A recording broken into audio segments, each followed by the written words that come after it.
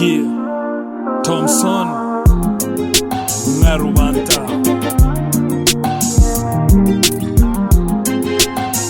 Pick a magic boy.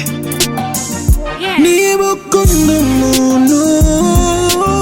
kora akajagakibona nawe kumukunda agiye ntibikwiye iherezo rya twese nawe tugiye sinjya nkunda batwigira b'indyarya badukunda turimo guhambwa abo bakundaga baguhunga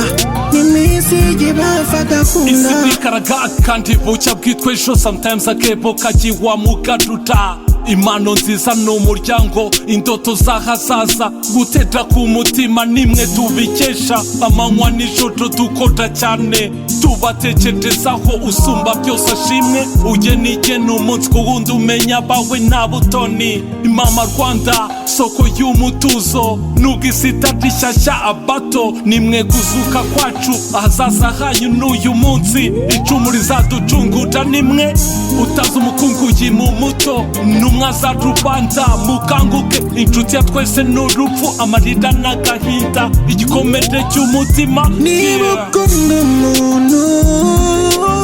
kora akajagakibona nawe kumukunda agiye ntibikwiye iherezo rya twese nawe tugiye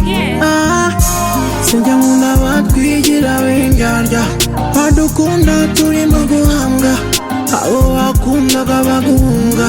n'iminsi igiye bafata kunda politike y'iyi si nta mwanzi n'inshuti bigita ko twese dukunda igihugu umwanzi wacyo ninde kuramba n'ukuramuka benshi mbarimo mbazi n'ikirima n'ikiri mu nda amaco y'inda mwisetsasetsa agatoki ku kandi munega iminsi si ku bwacu turiho byinshi byiza tukitirwa tukinangira Profete Joshua Kabakamana ati umwarimu yahindutse umwami inda yimuye inganzo dawe cinkoni zamba indushyi n'abababaye ubicidisati